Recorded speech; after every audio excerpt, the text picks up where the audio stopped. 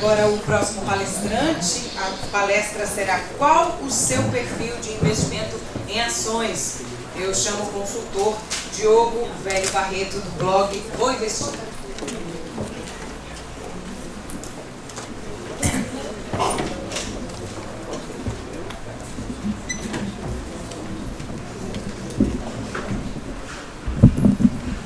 Bom dia a todos. Bem, pessoal, meu nome é Diogo, tá? Eu vou falar, acho que eu tenho a palestra mais difícil hoje de falar, que é sobre investir em ações quando todo mundo vem falando de crise. É crise desde 2008 no mercado americano, crise na Europa. Graças a Deus a gente ainda não tem uma crise aqui e não afetou ainda a nossa economia de uma forma que seja prejudique mesmo o caminho que a gente está atuando. Tá? O objetivo da palestra, dessa palestra de hoje, a gente vai fazer uma apresentação bem breve, tá, sobre a situação econômica nacional. Vou aumentar um pouquinho o microfone. Tá bom, obrigado. Um pouquinho da situação econômica de hoje aqui do Brasil, que eu acho que eu não preciso nem falar muita coisa, né? Vou aproveitar a palestra do professor Luiz, que aí a gente já sabe basicamente, e o panorama internacional também. Falar um pouquinho sobre modalidades de investimento, tá? Investimento em renda fixa, variável, previdência e investimentos multimercados. Entender o que é investir em ações. Muita gente não sabe até hoje o que é investir em ações. Acho que é um bando de maluco gritando uma roda dentro de um hospício. Tá? Traçar o perfil do investidor. Cada investidor tem um perfil. E porque qualquer investidor, por mais conservador que ele seja, ele pode sim investir em ações.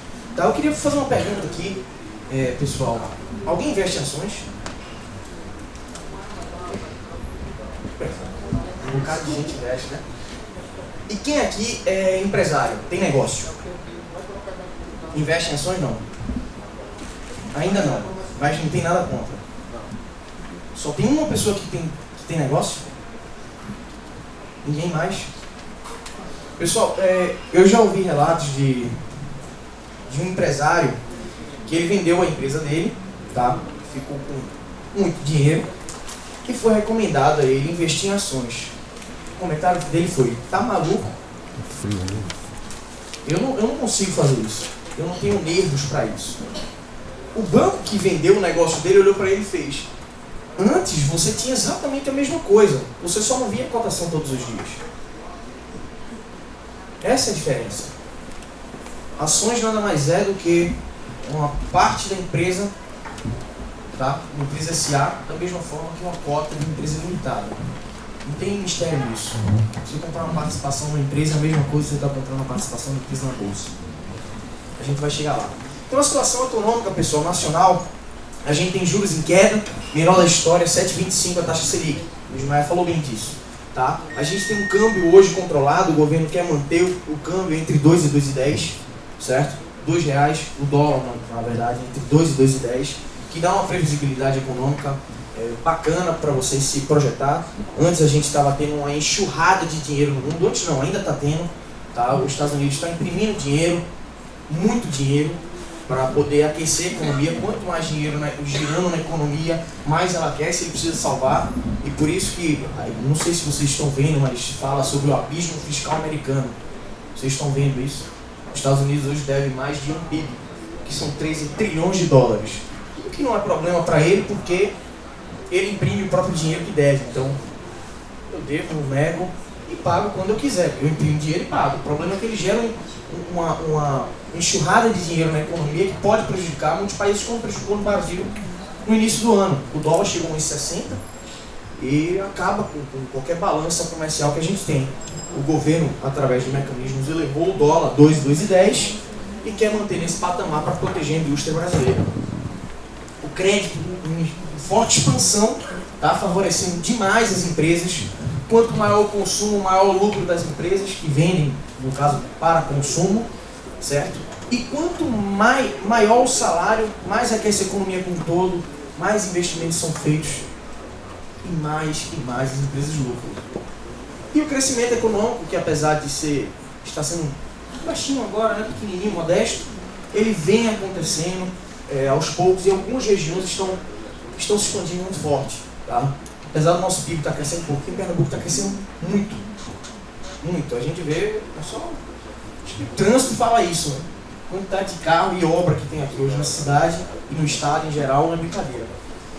Falar um pouquinho sobre a situação econômica internacional bem rápido, tá, pessoal? A gente, antes de entrar aqui sobre investimentos, a gente tem os Estados Unidos hoje devendo um PIB, tá? 13 trilhões de dólares. A economia ainda não está 100% lá. A Europa, metade dela quebrada.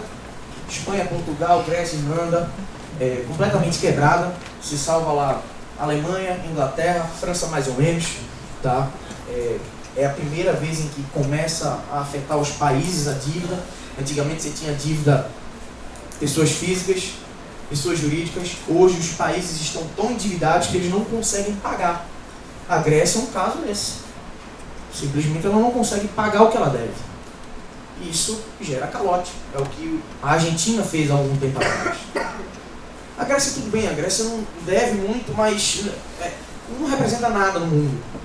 Mas aí quando você pega a Espanha, que é uma das 10 maiores economias do mundo, a Itália, isso começa a prejudicar. Que bancos alemães compram títulos desses países e se eles dão calote, quem se prejudica são os bancos que, por consequência, vai prejudicar o país que está forte hoje, que é a Alemanha. Então isso é uma coisa que você deve ficar de olho. Tá? Se quer investir em qualquer coisa, não é virar profissional aí de economia não, tá? Mas ficar de olho no desenrolar dessa crise europeia. E a China, que é a locomotiva do mundo hoje, tá? Ainda assim está crescendo muito mais do que se imagina. Muito mais não, mas mais do que se espera. Continua crescendo bastante com a população imensa que ela tem, um mercado consumidor muito grande e a própria economia interna da China faz ela crescer. Tá, vamos falar um pouquinho sobre investimentos aqui rapidamente. Eu coloquei aqui uma listagem de investimentos sobre renda fixa, tá? E falar rapidamente, acho que o Luiz falou bem de todas elas, mas enfim, o Tesouro Direto, pessoal, nada mais é do que você investir diretamente na dívida do governo federal, tá? 3 modalidades, uma pré-fixada, uma atrelada à taxa Selic, que seria pós-fixada, que o Luiz falou, venda a pré-fixada hoje e vá para pós-fixada. Tem um sentido nisso porque basicamente você ganhou tudo que tinha para ganhar aqui, tá? Resumindo bem, acessa lá o blog que vocês vão entender melhor. Quem tem uma taxa pré-fixada já ganhou basicamente todo o lucro. E se a taxa de juros subir, ele vai perder parte desse lucro, tá? Ele vai, na verdade, postergar esse lucro. Ele já antecipou tudo isso, troca isso por isso que é melhor. E aqui é atrelado à inflação, tá? No caso do Tesouro Direto, a gente paga imposto de renda, já aproveitando a pergunta do amigo ali. O LCI, que é Letra de Crédito Imobiliário, não se paga imposto de renda, tá? É uma modalidade de renda fixa que não se paga imposto de renda porque o governo quer fomentar o mercado imobiliário. Isso aqui é atrelado ao mercado imobiliário. Porém, ela também tem uma liquidez reduzida. Você tem que permanecer no contrato em que se estabelece no início. De 2 meses a 2 anos, tá? Você não pode resgatar o dinheiro. Então tudo tem é uma contramão, né? Antiga poupança, nova poupança. Antiga poupança 0,5% ao mês mais taxa referencial e a nova poupança 70% da Selic. A nova regra foi feita, tá, pessoal, para o governo poder baixar o juro, tá? CDB, uma modalidade, acho que... Quem investe em CDB aqui? 2 pessoas? Se eu perguntar quem não investe, ninguém levanta a mão também, né? Aí a gente tem aqueles que não sabem se investem. Mas CDB é a modalidade mais comum, tá? É a modalidade mais comum depois da poupança de investimento de renda fixa. CDB é bem popular hoje aqui no Brasil. Fundos de investimento também, tá? E hoje a gente considera a renda fixa o mercado imobiliário de aluguel. Mercado imobiliário em que você compra um apartamento para vender depois com lucro se chama especulação. Da mesma forma que comprar uma ação querendo que ela aumente o seu valor e vender ela. Não há nada de diferente. Nada. Tá? A diferença é que se você comprar um imóvel e não vender, você fala, pelo menos eu tenho um bem. Ele gera custo, ele gera despesa. Tá? E, pelo menos você pode morar nele. Né? Pessoal, hoje Selic é 7,25 ao ano. Presta atenção, o professor já fez, o Luiz Maia já fez esse cálculo, mas é bom lembrar, e obviamente eu tenho que puxar um pouco a sardinha para o meu lado, eu estou falando de ações, então eu tenho que fazer todo o embasamento. Uma inflação de 5% ao ano, lembrando, taxa Selic está 7,25, isso é a renda fixa. Selic 5% ao ano. Se a gente colocar a tributação de 15%, que é a menor tributação que a gente tem na renda fixa, tá? É a menor hoje, depois de 2 anos, cai para 15%. A gente tem uma rentabilidade de 6,16%, isso sem considerar nenhuma taxa. Nenhuma. Tá? A gente teria um ganho real de 1,16%. Não dá mais, pessoal. Não dá. Ou muda a nossa cultura, que está mudando aos poucos, ou não dá mais para ganhar dinheiro investindo. Não dá. É outra realidade. A gente não tem mais juros de 26%. Você botava o dinheirinho ali, juro violento lá, rendendo dinheiro, o governo precisando de dinheiro, financiando e tendo que pagar mais. Hoje o governo está com taxa de 7,25 e a inflação, por enquanto, controlada. Tá? Então a gente tem que correr para outras modalidades, tá? Sejam fundos multimercados, que eu não vou entrar em detalhes, mas são fundos em que eles tentam calibrar vários investimentos ao mesmo tempo para rentabilizar acima da taxa Selic, no caso do CDI, tá? Renda variável, a gente vai entrar mais na frente, que é basicamente investimentos em ações. Previdência privada, que muitos não consideram, mas é um investimento como outro qualquer. Só muda a regra. Só isso. Aqui é beneficiado quem passa muito tempo. O Rodrigo vai falar um pouco depois aí sobre previdência, mas quem passa muito tempo aqui é beneficiado basicamente por, vou colocar aí 2 fatores para ser bem simples, tá? A isenção do imposto compulsório em fundos de investimento, que muitos de vocês não sabem, mas se você investe em um fundo de renda fixa, você paga maio e novembro de imposto de renda. Retirando ou não o dinheiro? O governo vai lá e 15%. Maio, novembro, 15%. Em cima do rendimento, tá, pessoal? Mas paga. E no longo prazo isso tem um efeito muito grande. Quando você capitaliza o dinheiro, juros sobre juros. Vamos pensar o seguinte, quando você deve e tem lá R$100 de juros e não paga, não vira uma bola de neve e de repente a dívida cresce de uma forma assustadoramente bem rapidinho, é o efeito de juros sobre juros. Tá? E esse come cotas que se chama, quem aqui já tinha ouvido falar, sabia o que era come cotas? Vocês não valem não, tá? Sabia? Nem vocês, tá? Então, o come cotas, você pagar imposto em maio e novembro, em 10 anos, você está tirando 15% de rendimento a cada 6 meses, isso prejudica demais. Previdência privada não paga imposto no come cotas. Tá? E depois de 10 anos, você ainda pode pagar apenas 10% de imposto, ao invés de 15%. Então, aqui, o governo está querendo, na verdade, como o professor falou, tudo tem um sentido nessa área de investimentos. Não é à toa. O governo quer tirar a responsabilidade dele da Previdência. Ele precisa fazer isso. A palestra depois é só sobre Previdência, as duas, né? Eu falando sobre Previdência. Mas, se o governo não fizer isso, não tem futuro, não dá.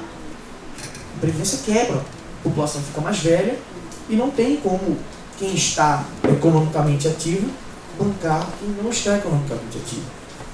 Então, a Previdência privada é um investimento também. Então vamos lá, o que é investir em ações? O que é uma ação? Quem pode me dizer o que é uma ação? Parte do capital social. É a menor parte, né? A menor fração de uma empresa. Obviamente, algumas empresas não são chamadas SAs, né? Não são sociedade anônima, são limitadas, LTDA, não sei se vocês já repararam isso, uma LTDA, ou pode ser simples, enfim, que são através de cotas. Uma ação equivaleria a uma cota, tá? Quem aqui não investiria em ações de jeito nenhum? Ninguém tem coragem, né? Sério? Uma pessoa não tem? Todo mundo investiria em ações. Que beleza, hein? Eu quero ver, hein? Entregar o cartão para todo mundo depois, todo mundo vai investir em ações. Tem que investir. Pessoal, não é simples investir em ações, tá? Eu não posso ficar mentindo aqui. Investir em ações é um pouco complexo quando você tem um mercado com muita liquidez e com muita especulação.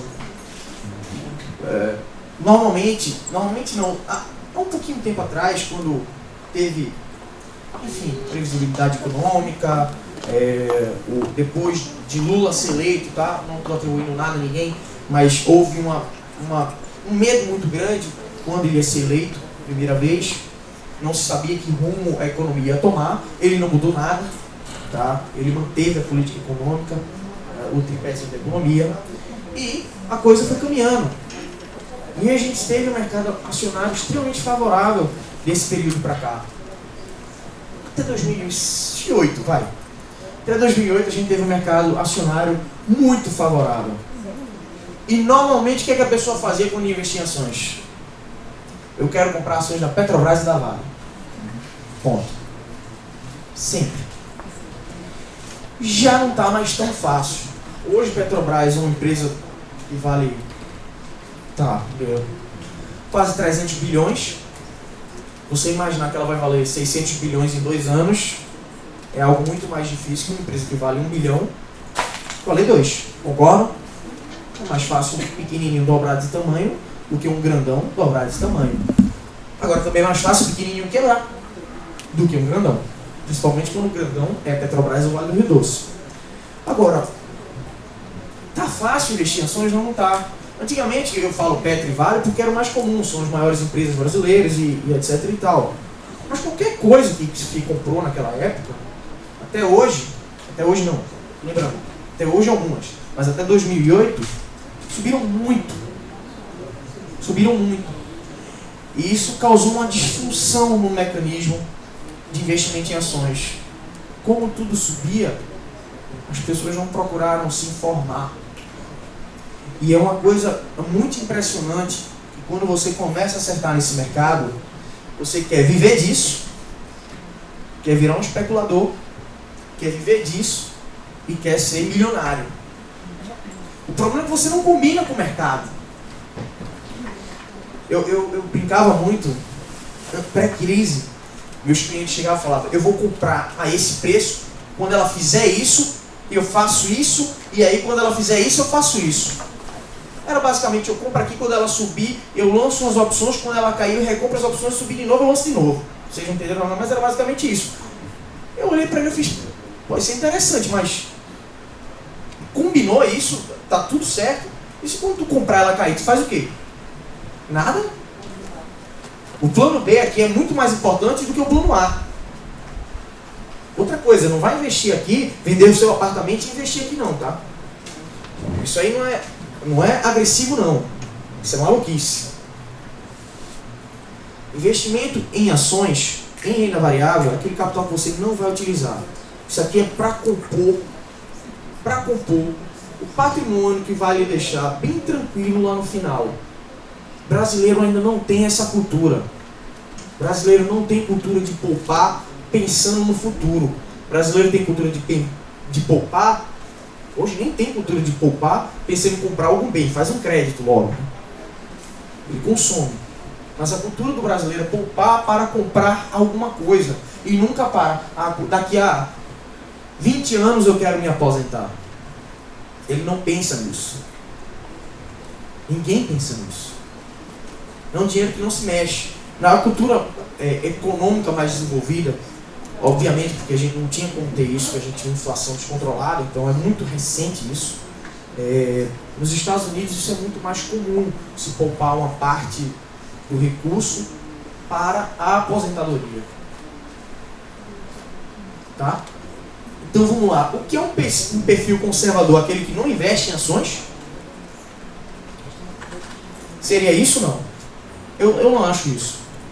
Eu acho que todas as pessoas, por mais que ela tenha aversão a esse tipo de investimento, elas têm que investir em ações, porque hoje não dá para ficar na renda fixa. Não dá. E eu vou mostrar aqui um cálculo bem simples, tá, pessoal? Depois, já, que não tem bicho de sete cabeças investir em ações, não. Por pior que esteja acontecendo, por mais desgraça que esteja acontecendo no mundo, ou você confia que o regime que a gente vive hoje, que é o capitalista, irá continuar, ou você acredita na quebra de todo o sistema. Aí não me pergunte mais nada, que eu também não vou saber de nada. Se quebrar o sistema capitalista, não sei para onde a gente vai. Para mim vira anarquia. Tá? Então, uma coisa que tem em mente é o perfil agressivo nunca invista mais do que 75 menos a sua idade. Nunca. Tá? No meu caso, eu posso investir até 55%. 20 anos, tá bom. Então, isso é o agressivo, tá, pessoal? O conservador, eu vou chegar...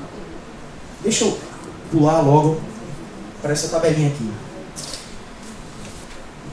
Vamos fugir da realidade. Ah, eu tenho 1 milhão para investir. Não. 1 milhão para investir é isso aqui da população.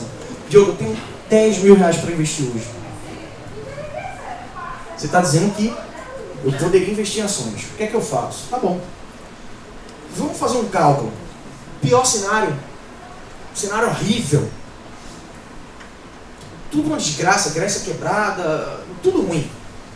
Você investindo 90%, tá? Um total do capital de 10 mil, você investindo 9 mil reais na renda fixa, 1.000 reais na renda variável, 10% do capital total. O Ibovespa cair 50%, ou seja,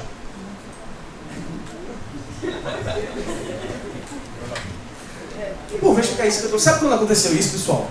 De 94 para cá, desde o plano real. Alguém sabe? 2008. Não, nunca. Nunca o Ibovespa caiu 50%. 41. Nunca 50%. Pode ter caído em mínima, ter ficado 50% negativo, mas nunca fechou o ano com desvalorização de 50%. Em compensação, caiu 41%. Em compensação, no ano seguinte subiu 82%. Então, o problema é, quando cai 50%, quando caiu 40%, o que é que o pessoal fez? Ai, meu Deus do céu, tá caindo 40%. Aí tira todo o dinheiro. E faz o quê? Sobe 82%. Aí o cara depois sobe 82% e faz, eu vou aplicar. Aí volta, aí o que é que o Ibovespa faz? Cai 18%. Aí o cara tira. Aí dessa vez não subiu, né? Mas tudo bem. Quando é o contrário, é a coisa mais simples do mundo. Se a maioria das pessoas perdem dinheiro em ações, é só você fazer o contrário do normal. E o que é o contrário? Quando tiver uma desgraça, compra. É sério. Quer ganhar dinheiro? Quando tiver uma desgraça, compra. Esquece. Um dinheirinho que você não vai dormir todas as noites pensando nisso. Isso aqui não é um mecanismo. É para algumas pessoas, mas não, eu não estou falando aqui na modalidade ações para ficar zilionário da noite pro dia. Eu já falei, isso aí para mim é maluquice. Você vender um apartamento e comprar ações. Agora, teve um... Eu já fiz esse estudo, tá? Se você investir só em ações, ou só em renda fixa, e investir uma mescla dos dois, em que, olha o trabalho que você vai ter que fazer. A cada 6 meses, você simplesmente vai observar o quanto dá a proporção entre renda fixa e renda variável. Digamos que eu invista, eu que sou um cara novo, eu posso investir 50% em ações, eu boto 50% em ações, 50% em renda fixa. Se daqui a 6 meses eu tiver com 70% do capital em ações, significa o quê? Que as ações subiram muito. O único trabalho que eu vou fazer é equalizar para 50%.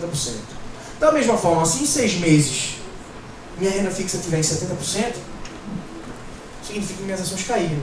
Eu vou tirar 20% da renda fixa, voltar para as ações e ficar 50-50.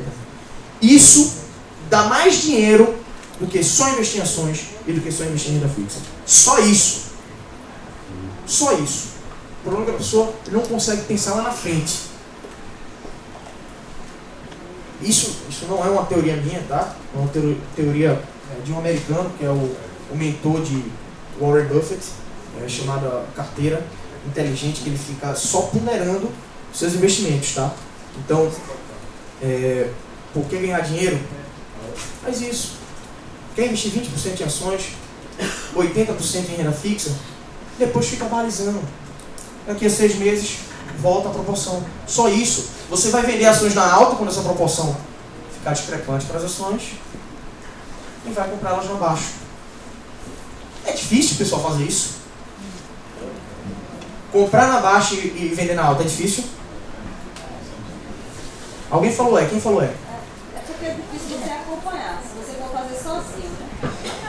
Eu concordo e discordo. É difícil você acompanhar, mas isso não é a dificuldade de você comprar na baixa e vender na alta. O problema é, o ser humano, ele tem medo e ganância. Quanto mais sobe, ele acha que é infinito.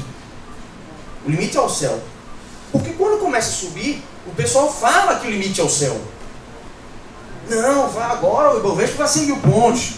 Aí todo mundo quer esperar 100 mil pontos. Tô ligando pra tu. E o contrário também. Quando começa a cair, o que a pessoa faz? Não, ai meu Deus, não tem fundo isso. A visão de retrovisor. Exatamente. A imaginar que o futuro é a previsão do passado. E a economia é alto e baixo, na verdade. É cíclico, né? Então a gente teve crise em 29, a economia está aí. 87, a economia está aí. 2008, a economia está aqui ainda. Vamos voltar um slide aqui, só para falar sobre modalidades e aí chegando naquilo. É difícil acompanhar. Se você for investir via home broker, que são as modalidades de investimento, formas de investimento, home broker, você tem sua autonomia para investir. Você vai selecionar as ações através de, vou ver meu conhecimento aqui, eu vou estudar o mercado e vou escolher minhas ações. O que acontece é que muita gente fica procurando dica. E, pessoal, eu não conheço ninguém que ficou rico de dica. Ninguém. Porque o cara que sabe, ele não fica falando não. Ele não sai, não, isso aí, compra e faz isso. Não, o cara que sabe, ele só orienta, são essas as possibilidades, isso é o que pode acontecer, e você decide se vai ou não. Tá? Mesa de operações, que aqui quem não tem tempo, mas ainda assim quer. Isso aqui você tem que ter tempo, tá, pessoal? Tem que estudar, você toma as decisões e ainda faz todo operacional. Aqui não, aqui você não faz operacional. Você tem um vetor de informação diferente. Enfim, a corretora liga para ele para debater opções e ele devolve com as opções que ele quer. E o fundo de investimento em ações, que eu acho que é o mais recomendado para a maioria aqui. Por quê? Aqui você terceiriza a gestão do seu investimento. Não é simples, não são todos os fundos de ações que são bons. Eu posso estar levando um rato aqui, mas fundo de investimento de gestão passiva não é bacana. Se você tem um fundo de investimento que é atrelado a um índice, presta atenção no que eu estou falando, tá, pessoal? Você consegue hoje replicar o que o índice faz com custos operacionais muito mais baixos. Sem nenhuma dificuldade. Nenhuma. 2 cliques no mouse. Tá? Então, busque um fundo, obviamente também tem que estar adequado no bolso, né? Alguns fundos exigem aportes maiores, outros menores, mas busque um fundo em que tenha um histórico bacana e que ganhe principalmente de quem? Seja melhor do que quem? Do que o Ibovespa. E se o fundo não é melhor do que o Ibovespa, é melhor não investir nesse fundo, é melhor comprar o Ibovespa e pronto. Tá? Pessoal, isso daqui, desde 95, 94, como eu coloquei, porque assim que veio o plano real, o Ibovespa subiu 1.300 e não sei quantos por cento em um ano. covardia, né? Não dá. Vai distorcer tudo. Então a gente tem aqui, desde 95 até 2011, todas as variações anuais do índice Bovespa. Todas. Quando caiu 50%? A gente já falou? Nunca. Quando caiu mais foi em 2008, que foi a pior crise depois de 29. Considerada a pior crise depois de 29.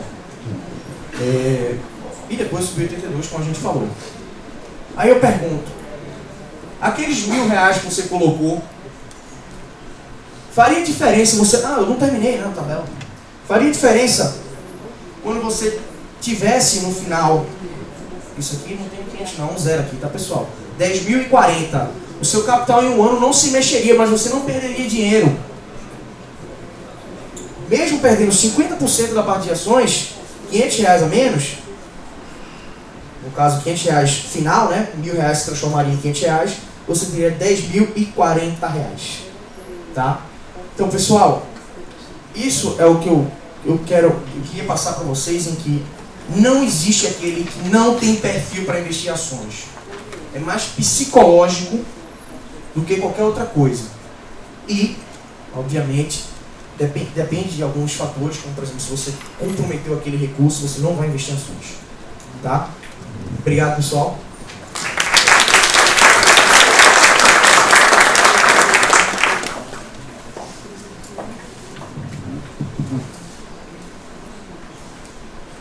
Alguém tem alguma pergunta? 2 perguntas então, deixa eu chegar até...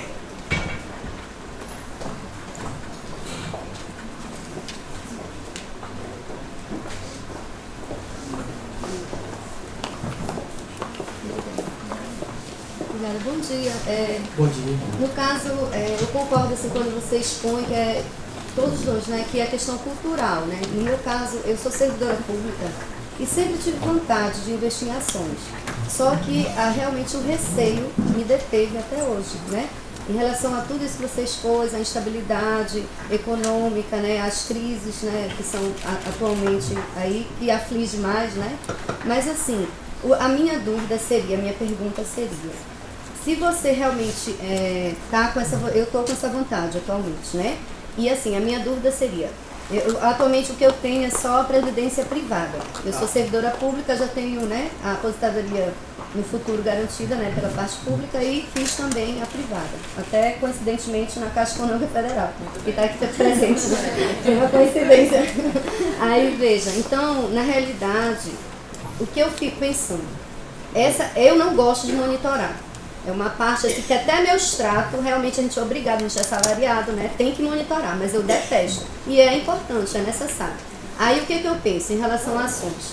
Essa realmente é a necessidade, que eu sei que a empresa de vocês trabalha, né, com esse monitoramento e tal. Mas a minha dúvida seria, qual é o tempo médio, o prazo médio desse monitoramento? Qual seria o melhor momento? Por exemplo, a previdência privada é simples, você escolhe, eu quero X idade, né? Para verificar do contrato, porque você falou muito em renda fixa, tem aquele contrato base de 2 meses a 2 anos, um exemplo, né? Aí acabou, uma das modalidades, aí acabou aquele prazo, digamos que eu fique no máximo 2 anos, aí eu vou ter a rentabilidade máxima de volta, né? No caso de ações, né, aquele acompanhamento só tá em alta, tá em baixa, mas se eu quisesse, digamos, deixar lá um monitoramento a longo prazo, digamos assim, aí o receio, qual é a garantia que vai estar em alta no prazo que eu realmente quiser? Nenhuma. Não é verdade? Então é a instabilidade eterna, que eu vejo assim, qual seria os prós? Porque sempre você tem que analisar na vida, em todas as áreas, os prós e contra, né? Então assim, a minha dúvida como leiga seria essa. Vamos lá. Como seria esse monitoramento, esse aconselhamento, né? Para você a forma mais simples, você não quer fazer nada, investir no fundo. Todos os meses você recebe o extrato e vai dizer quanto está valorizando. A forma mais simples ainda para você é você investir em previdência que tem ações. Ah, tá. Dois, previdência mescla. Pode ter até 49% de ações. Pessoal? Mas essa é a forma mais simples de você investir em ações. Eu não estou falando para você investir tudo, mas coloque uma fração pequena. Tá? E fundo de investimento. Agora, em questão de instabilidade, eu tive uma reunião com um cliente uma vez que foi muito engraçado. engraçada, assim, no sentido cultural e irônico, né? Eu quero dizer, que ele chegou para mim e fez: eu prefiro investir em previdência privada. Veja, previdência não se pensa em menos de 10 anos. Eu não recomendo ninguém. Eu fiz pelo máximo. Pois é, em menos de 10 anos. Então o que é que ele me falou? Não, eu prefiro investir em renda fixa com previdência privada. E não uma previdência privada com ações. Eu parei para ele falou: o juro aqui tá 12, sei lá, 9, era 9. Enfim, eu não lembro direito. E ele ficou dizendo: é melhor eu garantir 9. Eu olhei para ele e eu fiz: o Brasil quebrou em 98. O Brasil quebrou, pediu dinheiro emprestado ao FMI. E onde a gente está hoje? Estabilidade terá sempre. O nosso sistema econômico funciona dessa forma. Inerente à economia, né? Não adianta, é cíclico. Crises vêm, vai se ajustando. A gente não é uma regrinha de bolso a economia mundial, o sistema capitalista. Ela se reinventa. Tá? Ele se reinventa o sistema. Então, investe sem medo. Certo. Então, uma forma de minimizar, no caso, essa instabilidade é justamente a orientação de vocês, é mesclando, né? Mesclando a parte e principalmente invista sempre. Sempre. Porque você ameniza as distorções. Tá? Se você investe todos os meses em ações, você vai comprar períodos em baixa e períodos em alta. Só se você pegar qualquer mercado acionário, tendência dele de longo prazo, pega o mercado americano, que são quase quantos anos de história, sei lá, desde 1800 e alguma coisa, ele está perto do topo. Caiu em 29, voltou tudo. Demorou, mas voltou. Então, se você tivesse continuado comprando, estaria praticamente um pouco mais alto. Independente de crise ou não. E quando tem uma crise, você aporta mais. Certo. Entendeu? A história mostra isso. Tá certo. Obrigada, viu? Obrigado a você. Alguém mais tem pergunta? Só uma outra pergunta aqui na frente, Maria. Oi, meu nome é Neide. Eu queria que você falasse se é uma variável importante a ser considerada em fundo de ações a taxa de administração. Se deve se preocupar ou não, ou nada a ver. Veja, é muito mais preocupante em fundo de renda fixa do que de ação. Por quê? Renda fixa você não tem como fazer milagre. Tá? Ela afeta diretamente, se for um pré-fixado, por exemplo, vai reduzir diretamente. Ações não. Se eu tenho um fundo de 2 ou 3%, e você tem que olhar, na verdade, a rentabilidade. Todo fundo ele é líquido já de taxa de administração, quando ele mostra a sua rentabilidade. Então você tem que olhar a rentabilidade. Não me importa se alguém me cobra 5%, mas me dá um retorno de 20%, quando o cara que me cobra 1% me dá um retorno de 10%. Eu prefiro pagar mais caro para o cara que me dá mais dinheiro. Entendeu? Então, em ações eu não me atrelo muito à taxa não, de administração, porque a rentabilidade é o que importa, aquilo já está descontado a taxa de administração.